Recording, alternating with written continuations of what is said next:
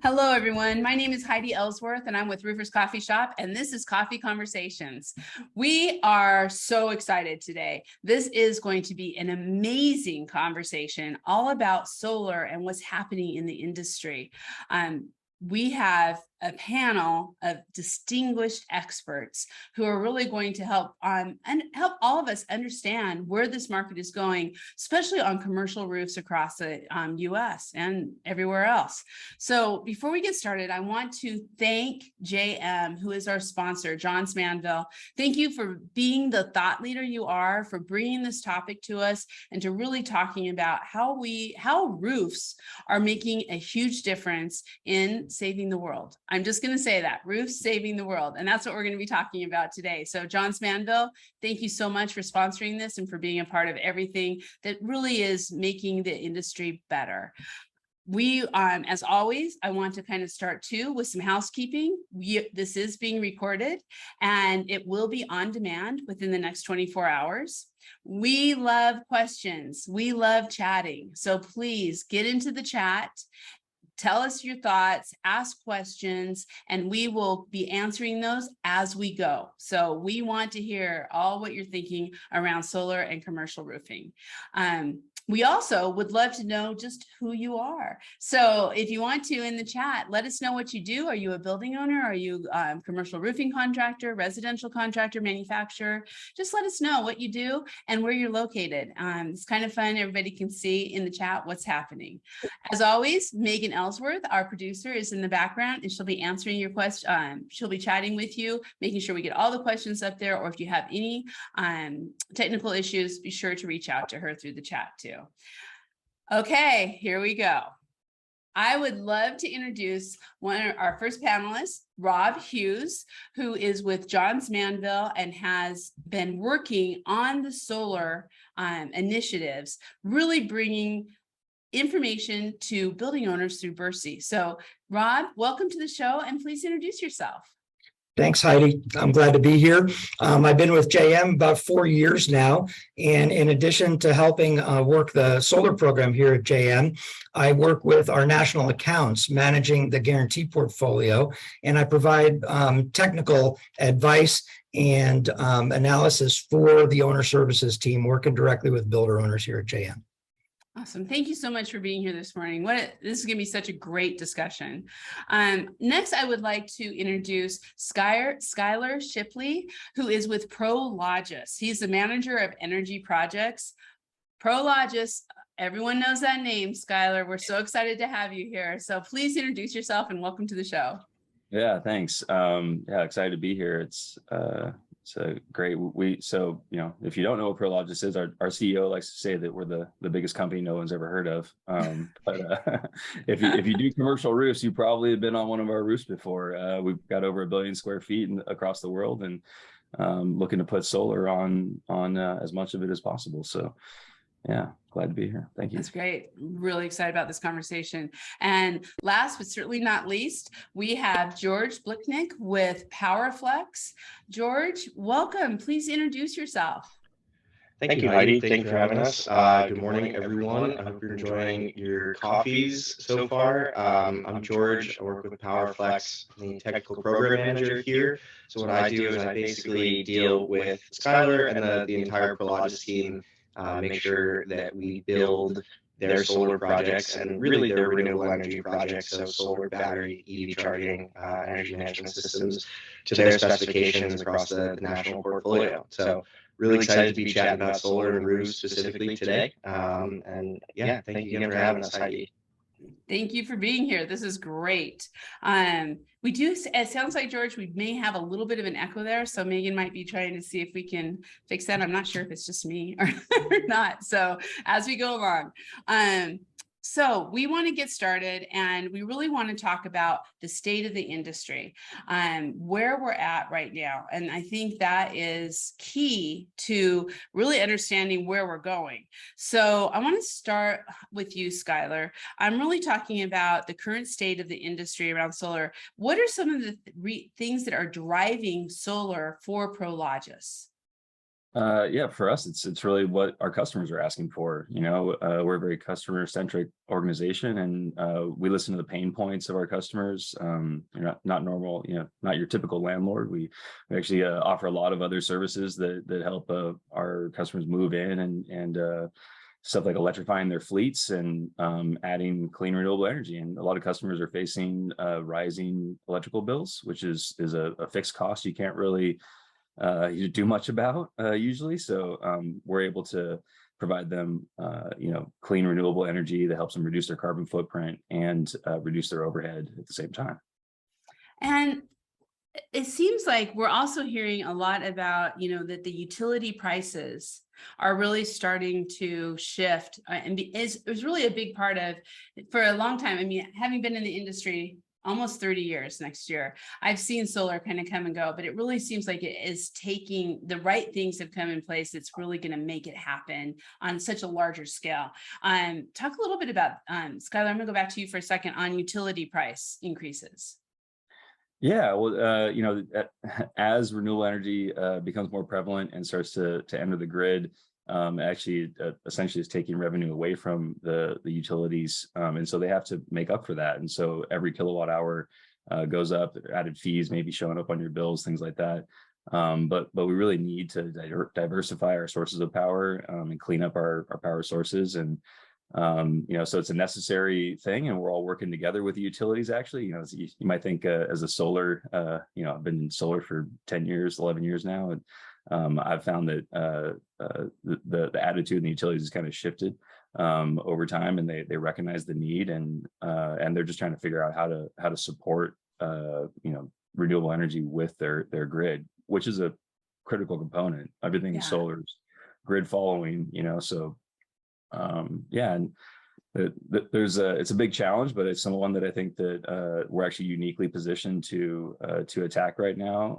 That with the recent IRA bill that passed, there's a lot of new incentives and things like that to help spread solar into parts of the country that traditionally haven't been very friendly towards solar. So we're really excited. We're at I believe an inflection point. As much as you've seen solar go on roofs, we're just getting started. We're just getting started. We're seeing the same thing. And George, you have to be seeing that so much with what you're doing and all the new legislation that's coming out with the IRA, the infrastructure. What are you seeing that's really driving your business right now? Yeah. So first of all, is my audio okay right now? No. It's a little echoey. No. It wasn't before. Oh my goodness. All right. Well, that's okay. We'll try AirPods or without the AirPods. Is that any better? Oh yeah, that's better. Thank you. Yeah. Okay. Give me 1 second. Apologies. That's okay. I'll go to Rob while you're working on that. That's perfect. So Rob, you're working with building owners every day. What are some of the things that you're seeing that are driving the building owners like Prologis, but all of your building owners to really look at solar as a solution? Well, I think some of the things that Skylar touched on, certainly. I think that other markets are a little more favorable than others, but that's a lot of acreage on top of buildings to look at the possibility of putting solar up there. So people want to take advantage of that space and use it productively. Yeah, we've also been seeing some grid risk.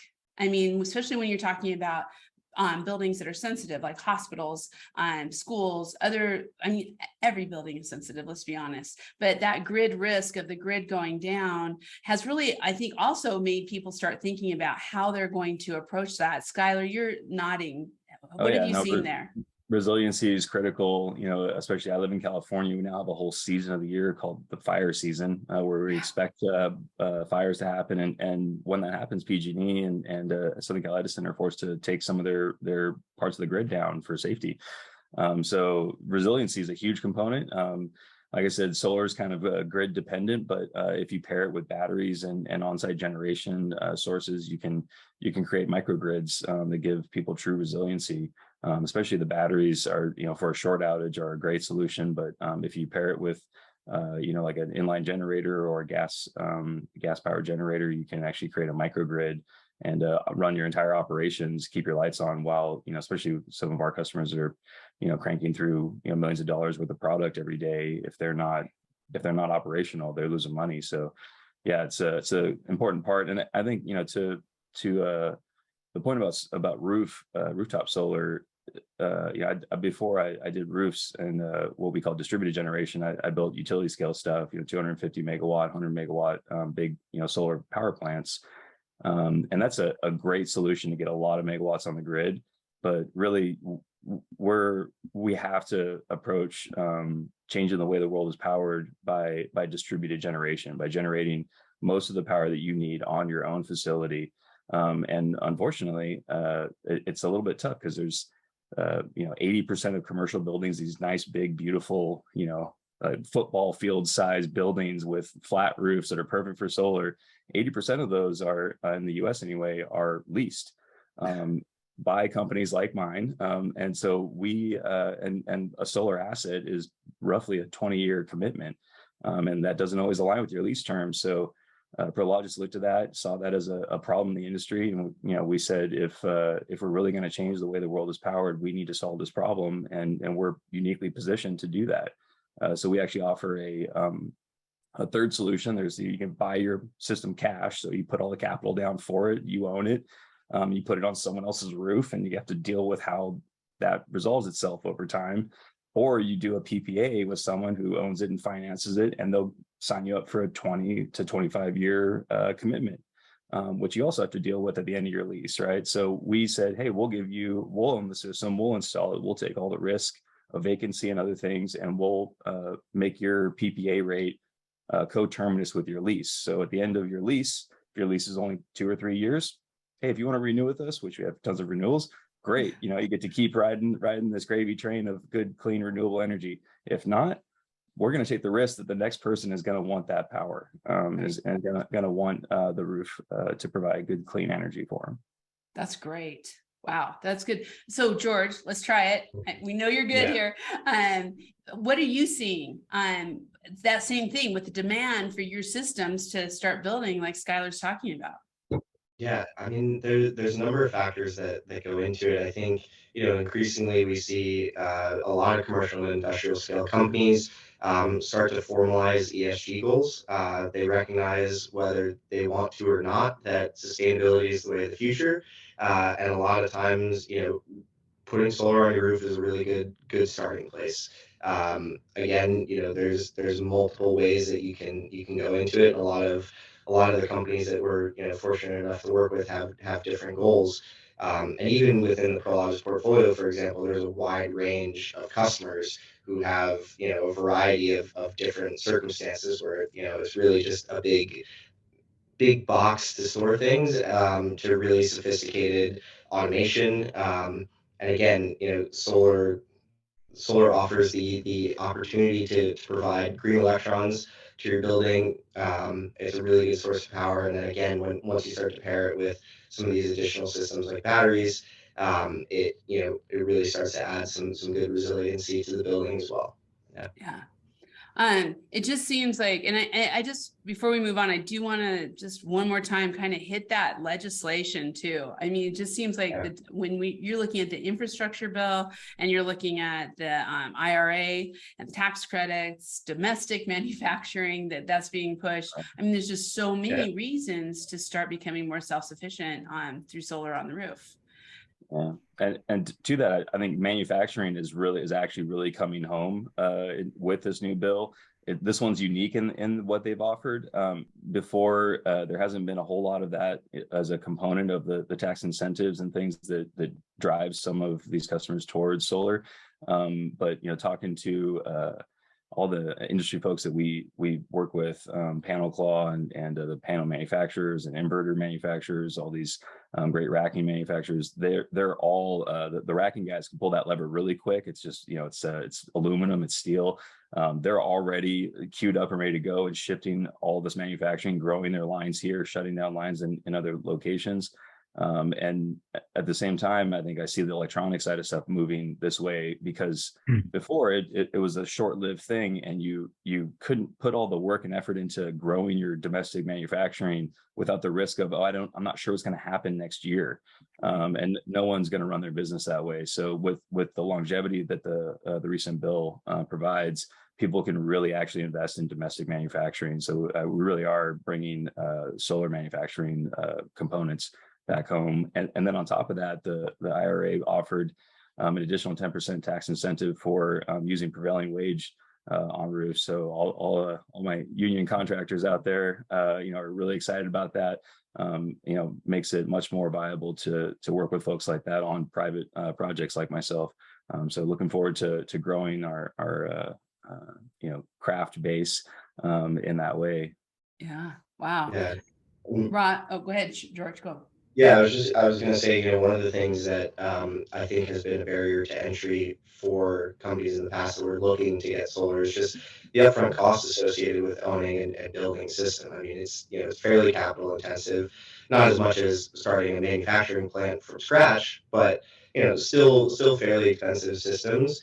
And a bill like the IRA that does offer quite a bit of credit back for your system that's built in the US. It's produced by, or it's built using parts that have been produced in the US. You get a lot of that money back right away, and the financials start to make a lot of sense for a lot of people. Yeah, up to 50% if you can do the domestic material component and the prevailing wage. You're talking about 50%. And you're in a low-income area, or you're on a brownfield. I mean, there's quite a bit of nuance that goes into it that starts to make it really, really attractive if you're just looking at it from the financial perspective, not even caring about the planet. Right. Well, it helps when those two go together, right? It always helps. Yeah. We get a lot further faster. Right. Yeah. And I wanted to, again, please make your comments on any questions you have. Paul Bitteroff, you did just say, right on, guys, industrial policy is greater than tariffs. So we've got some comments going on there that please, we want to have a great discussion about this. Before we move on, Rob, one thing, what are you seeing from John's Manville side of things with the legislation and some of the things that are coming out here? You're working with so many building owners. We are. And I think it's important to note that, in addition to large sophisticated customers like Prologis and other companies like them, we're seeing a lot of activity from things like school systems, from municipalities, also looking at and going ahead with solar installs on their roofs. So it's a broader base, I think, than the conversation that we're having, because we're seeing year over year, we've seen about a 15% uptick in solar overburden applications here at JM from a year ago, August. And I think that's indicative across the industry. Yeah, that we're seeing, and we're getting some other comments in too. And I think that, when you really look at this is an industry overall initiative that everyone's looking at and really trying. So we had Ted Bleeker, thank you, with Unirac has numerous systems already compliant with domestic manufacturing for IRA compliance. We are actively working on this initiative. So a lot of people have their eyes looking there. Yeah, and Unirac's got a unique offering in the market that helps with ballasted roofs and other things like that. So yeah, Unirac's a great company, a great contributor to the cause here. It's going to take all of us to make this happen. Scott Snyder just came through and said, first part, he gave us a link from the IRA, Inflation Reduction Act, and its impact on solar. So that's in the chat if people want to see that. Thank you, Scott. Thank you, everybody, for your comments. I do want to start talking a little bit about, Skylar, your initiative through Prologis, because I think this goes with just exactly what we're talking about here of net zero by 2040. You have that on your website. It is a strong initiative. Please tell us about that. Yeah, it's a bold initiative. I'm kind of wearing it behind my background at all times. It's something I keep top of mind. So yeah, we today we have something like I think it's 350 megawatts of solar installed, enough to power about 65,000 homes in the U.S. And we're looking to grow that. We originally had committed to getting to 400 megawatts by 2025. And we're on a track to blow right past that. So we actually doubled down on our commitment, and we're committed to building and hosting a full gigawatt, which is 1,000 megawatts on our buildings by 2025. And in addition to that, we're upgrading all of our facilities with LED lighting to reduce cost of operations there. As well as more efficient HVAC units and water heaters and things like that. Just trying to reduce the overhead for all of our customers, and then we're actually also looking to reduce our scope 1, 2, and 3 carbon emissions, and that's basically what net zero means is all the operations that we conduct are carbon neutral. All the building materials that we procure, we build 100 to 150 buildings every year around the world. And all the building materials are a heavy part of the carbon footprint. So we're reducing that. And then scope 3 is what our customers are consuming and doing inside of our buildings. So we're working with them to reduce their carbon footprint as well. Wow, that is powerful. That is just so cool. Rob, as you were, from a manufacturing side of it with Johns Manville, I think it's really interesting too, as you look at this initiative, carbon neutral construction by 2025. This is a huge initiative to really, it takes everybody coming together to make that happen. You bet. And Johns Manville is, we talked about sustainability earlier and resilience. JM has programs looking at both of those things in terms of our manufacturing. But honestly, our role in the solar thing is here to support the building owners and to support the companies like Powerflex that are going ahead and putting these operations on our roofs. Yeah. And we also, I do want to point out, sorry, Skylar, that you also have an energy and sustainability essentials, solar energy at scale. So there's a lot of great information that you have on the site that's going to help people out there if they want to also try to do some of these initiatives, right? Yeah, for sure. Yeah. And, like I said, we've got a fairly unique offering in the market. But we do more than just solar. We do battery storage, microgrid offerings, and EV charging for your employees as well as your fleet. So we're helping all of our customers transition their fleet to electric or hydrogen vehicles, and electric yard hostlers, and electric forklifts, and all kinds of other things. On top of our essentials marketplace, actually we sell racking, because a lot of our customers have racks that they're storing product on, and we can buy that in bulk and offer it at a discount, and have it readily available instead of today's market waiting like a year to get some steel for racking. Right. So it's like I said, a little unique in the way that we approach things, not just being a landlord, but our solar and energy efficiency program is growing by leaps and bounds right now. Wow. And George, as you're looking at this, Powerflex is in such a perfect position, basically, to be able to help to make this net zero by 2040 initiative happen. Talk to us a little bit about what you're seeing, maybe not just with Prologis, but with a lot of the companies out there who have these similar initiatives. Yeah, so perhaps by design, actually, Powerflex is just to give a bit of history on the company, Powerflex, as you know it today, is the combination of two older companies, Old Enter Solar and Old Powerflex. Enter Solar was a New York-based solar-specific company focusing on the commercial and industrial scale size projects. And Old Powerflex was doing battery storage, EV charging, and energy management systems as well. So there's a pretty extensive software and product development component to that company. Combine the two together, you get Powerflex today, which has the full suite of offerings that solar storage, EV charging, energy management systems, data acquisition, everything that you could really want under your roof to have a resilient on-site system that's capable of generating, renewable energy for your building. We've seen quite a bit of solar projects come through the pipeline lately, but increasingly, we have quite a bit of battery projects as well. There's a huge demand for EV charging. It incentivizes new employees that may say, hey, I just bought this Tesla and I'm not really sure I can come work for you if you don't have a charger at your facility.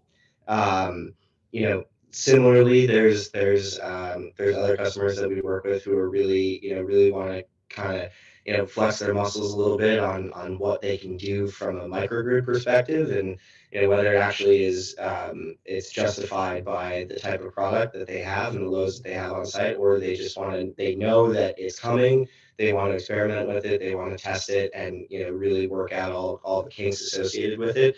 That's what Powerflex is here to do. We manage it all, we build it, and we make sure it's operational for you.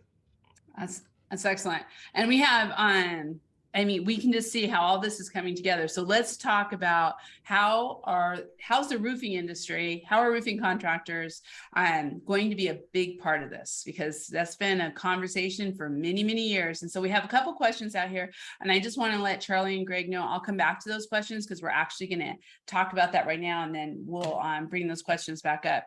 But let's really talk about the alignment of the roof and the solar install. And Skylar, you had a lot of comments about this when we were prepping this week, but just how important it is to start understanding how these two align so you are not off with one maybe being past its life expectancy and another one just brand new. So talk us a little bit about that.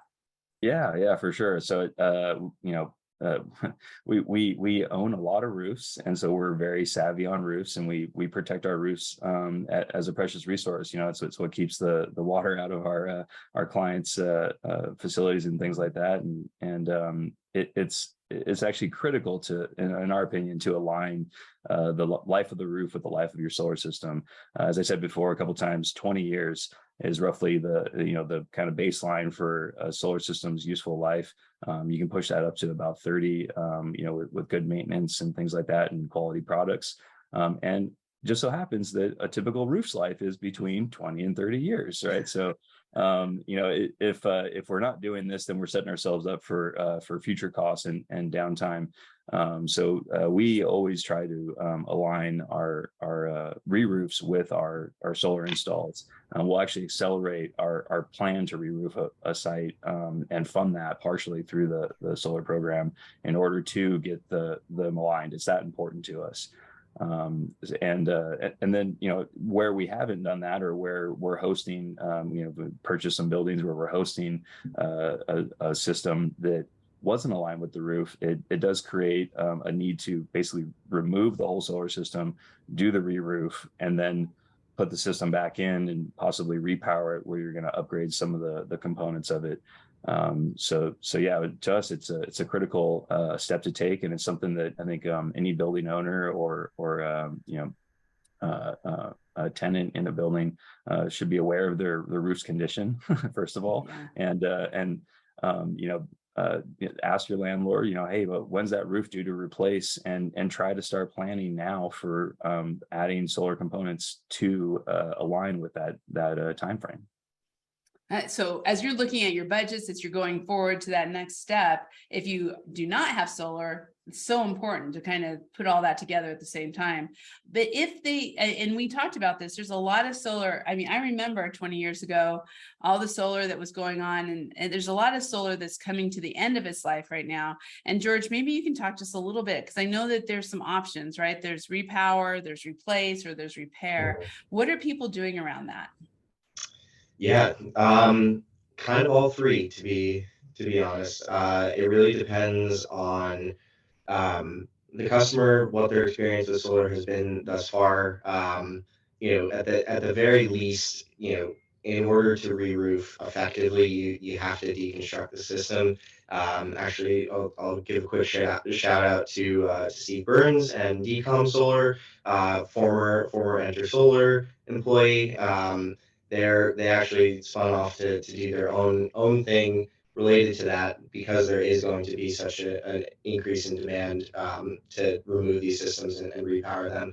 And really, there's a few different ways that you can go about it. Skylar sort of alluded to it at the beginning, where, really, if you're not quite aligned with your solar install and your roof install in the first place, repowering gives you a nice opportunity to reuse some of your existing equipment that's, still fully functional and will continue to be so for a long time. The nice thing about solar panels is that there's no mechanical parts to it.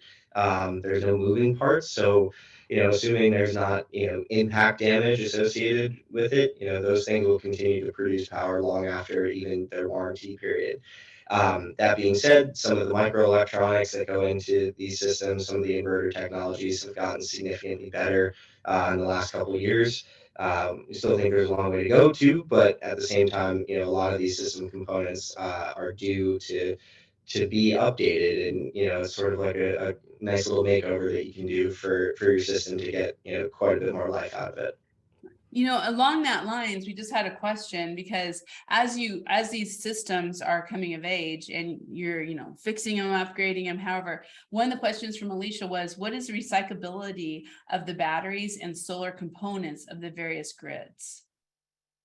Yeah, there's actually a whole industry growing around that as well. Batteries are a big component. They're are useful chemicals and other things we can break down and reuse there. That's especially cell phones. Everyone's walking around with batteries in their pockets these days, right? So there's a tremendous amount of lithium-ion battery recycling that's already in place, and it's growing every day, because it's critical to recapture what we can out of those and save those precious components. Same thing with solar. Solar's got precious components inside of it. We just got to break it down.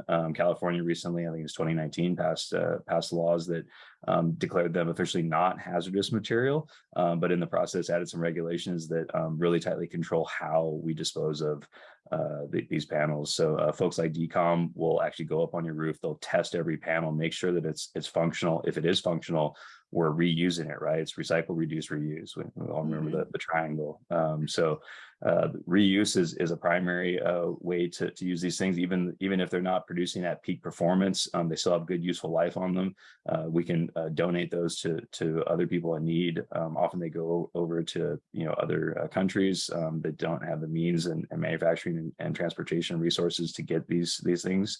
And sometimes they go to just disadvantaged communities and Habitat for Humanity and folks like that. So there's a lot of opportunity to reuse, but then there's also the recycle component. And with the in my local area here, what's been put in place ensures that these things don't go to landfills. They don't go into the solid waste stream. They get diverted over to recyclers who are breaking them down for their useful components.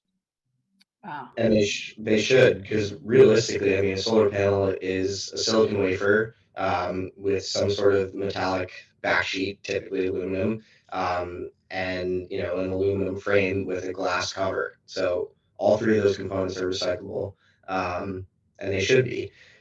You can make them again, really. And similarly, there's a lot of other components within the balance of systems associated with the solar project that are recyclable as well. I mean, all the conductors, can be recycled. Cable tray, any sort of metallic component can be recycled and really should be recycled to make sure that we're getting the most out of it.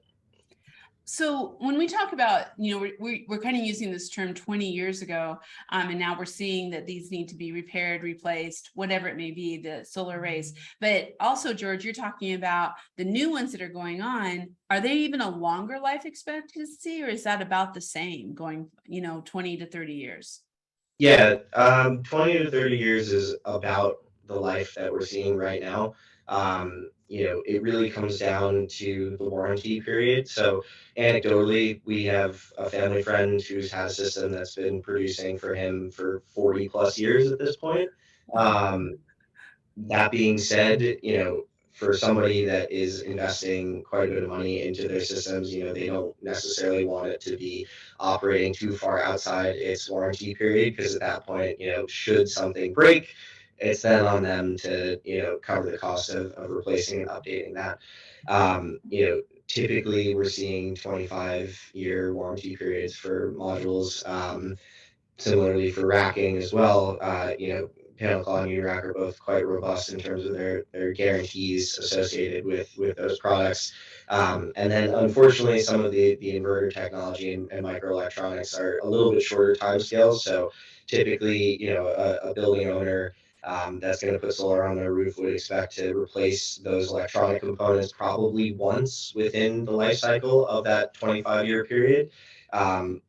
Maybe twice, depending on if the location is, in a harsher environment, like you're on a coastline that's exposed to a lot of wind, a lot of, sea air that's salty, has a tendency to corrode some of those components.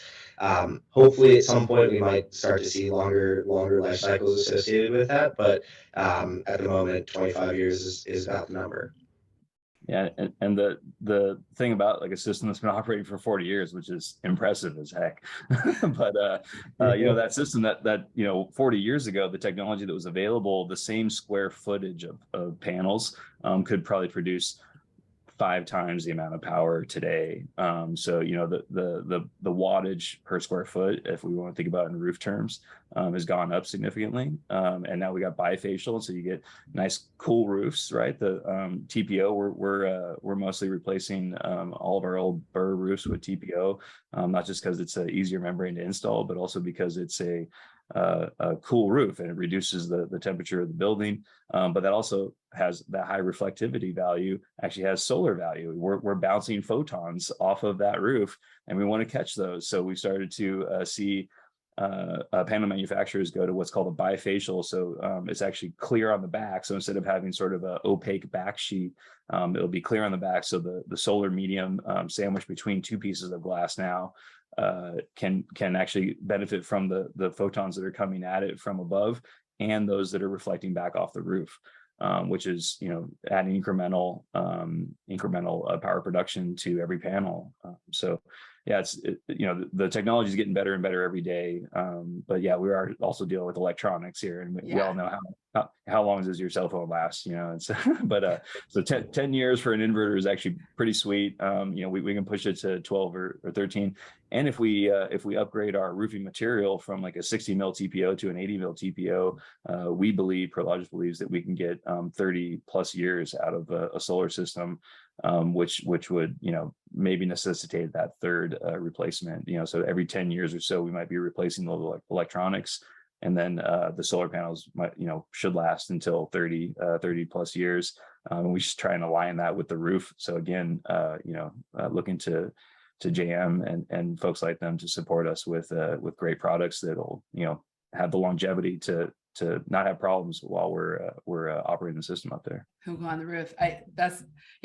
That it's all coming together, and it makes sense. We do have a question here, is what are the latest developments in thin plastic film based electric solar collecting devices? That's from Clement. Thank you. Yeah, thin film a little different than thin film is just a little bit different than your traditional polysilicate photovoltaics. So I'm not the technical expert. I'll let George field that one. Yeah, it's a great question. I think one of the things that kind of goes on in the background of the solar industry is how are we going to make panels more efficient moving forwards. There's been one of the things that is not yet an issue, but at some point is an engineering problem that's going to need to be addressed, is that as panels keep getting bigger, they most of the time have not increased in efficiency very much. Sorry. So to increase the wattage of solar panel, module manufacturers have just been adding more and more and more, sort of cells is the term associated with it. So they're larger, there's more cells, they're larger format, they're huge. They start to, you need 2 or 3 people to carry them around on the roof in order to make sure that the roof is protected. You're not damaging the modules, you're not damaging the roof during the install. They require a significantly more robust racking system, because you can sort of think of a solar panel on a roof as kind of like a sail. It's a great place for wind to collect.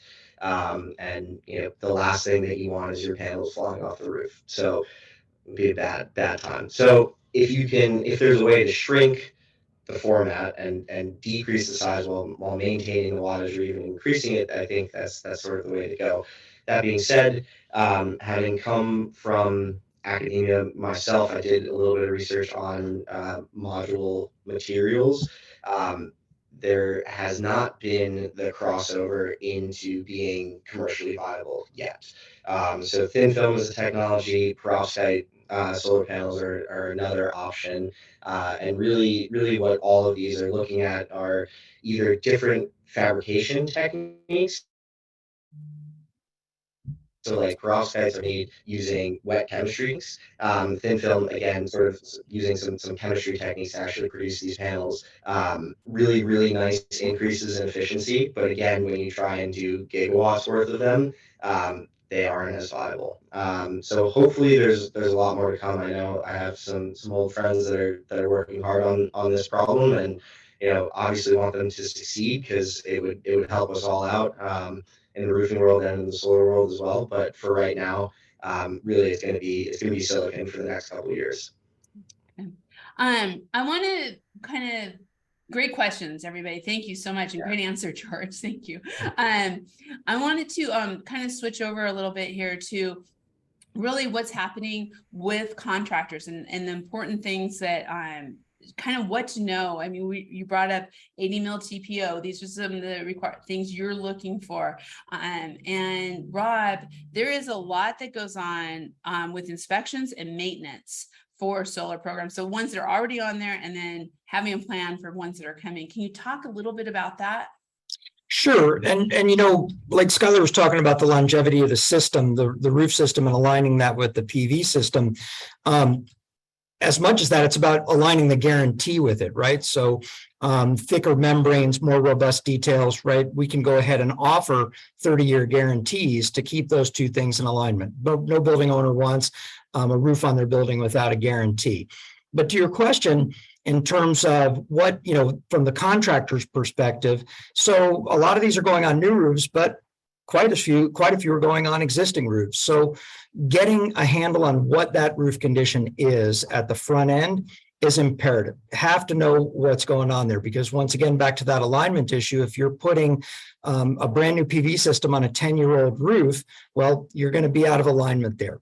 And so going ahead and performing maintenance, you can, your manufacturer should be a great resource for going ahead and getting an inspection, coming up with some sort of maintenance checklist, maintenance scope of work to go ahead and bring that roof to a place where you feel comfortable putting that PV system on top of it. Of course, for the process itself, any PV system, and this is typical of all manufacturers, the manufacturers, we want to know what's going up there, right? What kind of attachments are you using? What type of racking system are you using? How's that interfacing with the roof? And of course, we want the building owner to acknowledge, by way of what's called an overburden waiver, what their responsibilities are in terms of the roof, right? The roofing manufacturer doesn't take responsibility for the PV system, the owner does, and how it interacts with the roof. So with that, JM requires a back-end inspection. So once that PV install is completed, we want to know what shape the roof is in, how everything went together. We're really just, it's terrific to have great partners like Powerflex and Prologis. They're great customers to work with, and they do a great job. The number one thing I'd say is the process. George was talking about 2 or 3 guys to carry around a panel. It's a lot of traffic on a roof. So one of the things that we look at very closely is what damage might have been sustained during that install. It's like putting a herd of elephants on a roof with tools and sharp objects, and a lot of things can happen. So our job in the guarantee world is to protect the interest of the owner and to protect the interest of the guarantee. And so we do that by putting our techs in the field on the roof and taking a good look at things. So ahead of it, during and after, you're constantly inspecting these roofs. If necessary, right? Like we used to require a front end inspection. I think back in the beginning, we were talking about 20 years ago in the solar industry, and we have a phrase around here, we call that the Wild West, because things were a little bit crazy. And so we did require front-end inspections. We no longer require the front-end inspections. Of course, we're more than willing to perform one if the customer wants it, whether it be because it's a roof system that has a few years on it. We want to get an idea of what might be done to bring that up to speed to put the solar on it, or simply to take that snapshot in time. We don't want the PV installer being blamed for some condition on the roof that might be there when they arrive, right? So getting a look at it is certainly in their best interest. Very large or more complicated systems, we're definitely willing to come take a look during, because a lot of things get covered up, right? If you think about how much room that takes up on the rooftop, there's limited access to areas. And that's one of the parts of the overburden waiver, right? So if there were a problem with the roof, the owner needs to be responsible for moving those components to get to the roof, to identify, to inspect, to go ahead and service it. Knock on wood, JM hasn't had one single major issue with any PV install, so long as we've been doing them, and we hope to keep moving forward by being diligent about those things. That's excellent. We have a question around that too, Rob. It says, this is from Ted. He said, will roof warranty intact if installed solar panel on the roof with some penetrations? Oh, okay, so will the roof warranty stay intact if installed solar panels on the roof with some penetration? Will roof manufacturers cover the roof warranty if solar installed on the roof? And so you kind of answered that, but maybe one more time. You bet. So that's the whole purpose of the process, is to maintain the guarantee, is to make sure that we maintain the integrity of the guarantee. So in JM's case, and I'm sure this is typical of all major manufacturers, we want you to use one of our contractors who's approved by us for installing our systems, to take care of any of the penetrations. And then those components, if they're JM components, would be wrapped into the guarantee as part of it. Excellent. Go ahead. I was just going to say that we as Powerflex, have a good relationship with the building owner's preferred roofing vendor, and the roofer, period. Because realistically, during the install, our subcontractor that may, or if Powerflex was performing in house, we typically don't. We subcontract out that work. The roofer is the one who's responsible for installing the mechanically attached, or We lost George. And for everybody out there, he's actually in downtown Manhattan. You would think internet would be good there, but as we know, it's not always the case. To pick up where George left off, maybe go ahead. I'll just say, from a owner's perspective, and having been an EPC contractor myself in the past, I think it's absolutely critical to have that pre-inspection. Protects the contractor and make sure that they're not responsible for damages that may be pre-existing. And like Rob said, it's you're going to cover up a bunch of stuff, right? So and we always make sure that we also in solar design, as you're looking at designs of systems, you want to give good clearance to drainage, where people are going to have to go and perform maintenance and inspections. Some of those failure points, control joints or expansion joints within the roof.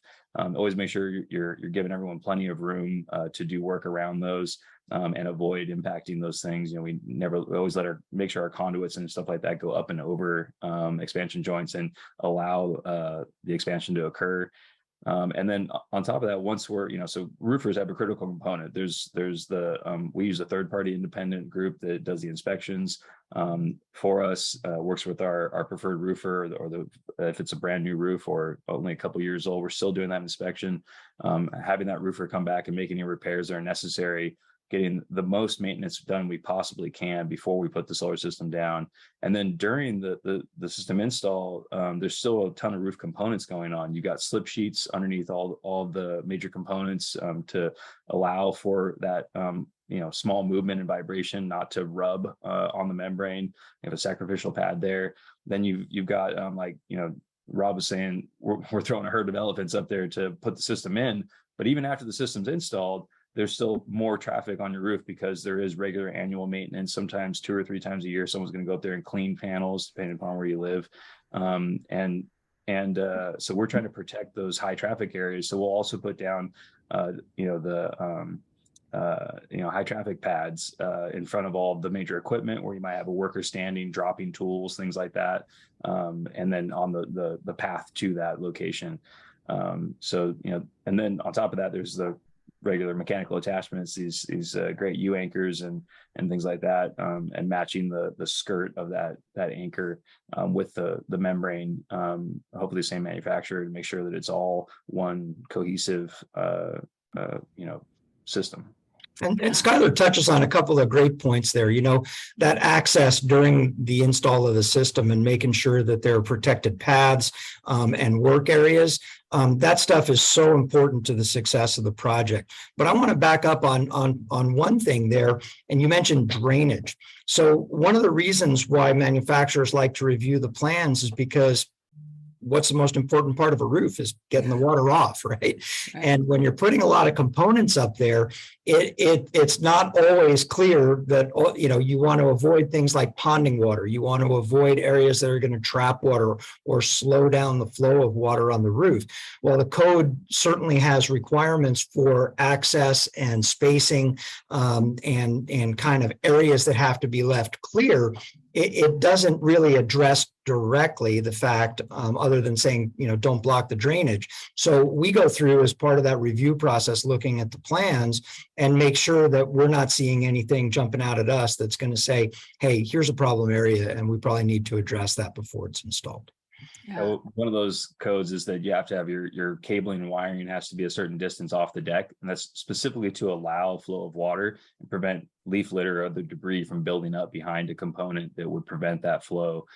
So wire management is a huge component of checking the quality of a solar install. So if you're walking around a roof and you're seeing loops of wire kind of resting or laying near the roof, that's bad. You got to get that up off the roof and prevent that possible maintenance issue from occurring.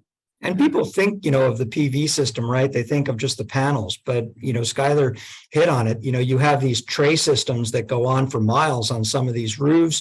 You have the inverter locations. There's a lot of different components that go into this, spaced, all over the roof.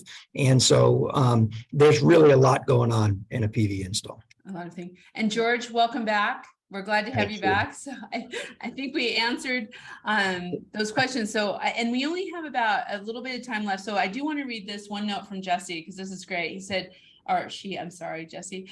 Yes, with an overburdened solar rider as part of the roofing warranty, it states that the manufacturer covers roofing problems, not removal and reinstallation of the overburden, to look for leaks caused by others. That's why it's good health of the roof. That ends the after Maybe there's too many people watching. We're breaking the game. I think we lost you there, Heidi. Hello, my name's Megan. I will fill in for Heidi. Okay. Hi, Megan. So Jesse asked, yes, with an overburdened solar rider as part of the roofing warranty, it states that the manufacturer covers roofing problems, not removal and reinstallation of the overburden, to look for leaks caused by others. That's why it is important to have a good roofer and a pre-install check of the health of the roof. 100% correct. Fabulous. We also have another comment from David Bauer. Roofing manufacturers typically cover only manufacturing defects, some such as, I won't mention that. However, I know of none that will cover defects caused by installation of other attachments on the roof, such as solar panels. In fact, most roofing warranties are specifically voided by owner modifications to the roof. I recently replaced a roof that was damaged by a solar install. The solar company paid for the removal of the solar system and roof replacement. What do you guys have to say about that?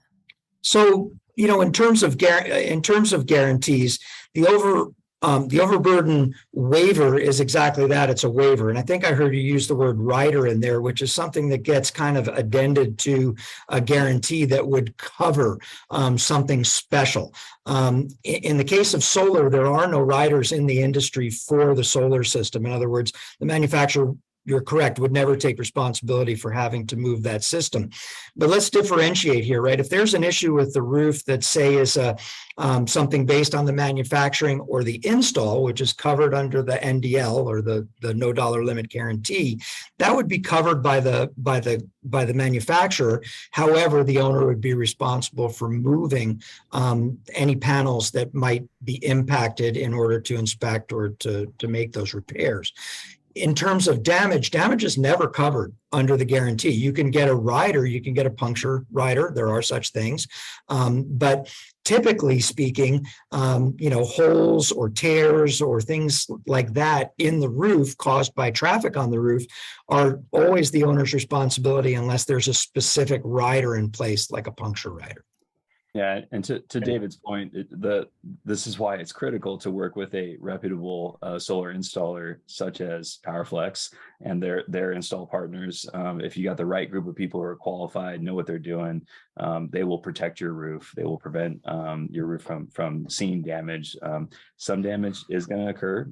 You got, like you said, a herd of elephants. I love that term, Rob. Up on this roof, so there's inevitably going to be a little something here and there, but with thorough inspection and diligence, most of our installers, if they cause an issue, if they notice that they cause an issue, they circle it themselves. They're like, hey, that's something we're gonna have to address. That they'll own it. So if you got the right people on your roof, I don't think you're gonna have many problems. But obviously, if the roof is damaged by the solar system, the solar system's responsible for it. Totally. And our preferred subcontractors, a lot of them started life as roofers to begin with. So they understand what goes into a roofing system, the importance of the roofing system, how to protect it during an install. So you can, herd your elephants appropriately so they're not, doing anything wild. Yeah. And that is key. And I'll throw out the word experience, right? You use the word diligence, Skylar, but I think that the industry has gotten to a point of maturity where there are a sufficient number of really great experienced people, companies like Powerflex and their contractors that know how to make a difference and how to do it properly. Yeah, and to George's point, people think about solar, you think about electricians. Electricians are just one component of a roof install. There's a lot of mechanical components, not mechanical necessarily like moving parts, but there's the racking. The install of the panels is pretty much, any person can be trained to do that. And to the question, I think that Charlie had, there's a ton of education out there for making the transition into the solar industry. There's a lot of different resources. I don't have any at the top of my head, but try and drop some in the chat if I can think of. But there's actually a really large growing industry to help workers in other fields transition. As we're closing coal plants and things like that, for instance, those workers could become solar workers, and and roofers do make some of the best solar employees. Although we like to keep our roofing workforce healthy and strong too. So if you're a roofer, stick with it. Roofing's awesome. I love it. I'm sorry I lost you all for just a second. I guess Manhattan and Sisters, Oregon are all having internet problems. So, but I do want to make sure, and so I'm so glad you answered Charlie's question, because he was asking, how do we get training? How do we get more young people into it? A lot of that, and I'm sharing the screen right now with what John's Manville has been doing. We're almost at the end of our hour, but I do want you to know there's a whole section here of information that you can find under photovoltaics, where you can, and Megan's putting that link in the chat, but where you can find information. This is more on the building owner side of it, but it's great information for everyone out there. And then another topic, because we want to continue with the CTE and the training and getting more people in roofing, and also that's going to mean solar too. So there is also a photovoltaic guide, JM installation and reference guide, which can be downloaded. Megan, again, it's on that page that Megan's putting the link in, and we can also it's on Roofers Coffee Shop. So gentlemen, thank you so much for today. This has been amazing. I think we could go for another hour. The questions are just rolling in. So Fantastic time, Heidi. Thank you. Thank you. so Thank you, much, Heidi. Rob. Thank you, George. Thank you, Skylar. If you are interested in getting in touch with these folks, you can again email Rufus Coffee Shop, Heidi@rufuscoffeeshop.com. We can at least connect, and you can see some of the information that's out there and get any additional questions answered. So we have a lot of chats, and it looks like everyone's just saying thank you, thank you, thank you. So this is great. And I want to say thank you to John Manville. What an awesome topic. What a great thing. I mean, talk about thought leadership and where we're going in the industry and where we need to be. It's just, this has been such a great panel to see all sides: manufacturing, building owner, Skylar, and the solar arrays, George, just spectacular. So I do want to invite all of you to our next Coffee Conversations, which is going to be live from MetalCon next week. So join us. We're going to be talking about metal and what's happening in what's hot in metal, basically. And we're going to be live at MetalCon with Terry McGuire with New Tech Machinery, who is our sponsor of the live Coffee Conversation soundstage. Also, Ken Gieske with McElroy, John Sheridan with Sheridan Tools, and Mark McDonald with Sherwin-Williams. So as always, this has been recorded. Please share it out. It will be on demand within the next 24 hours. And thank you so much for being part of Coffee Conversations. We'll see you next week. Thanks, Heidi.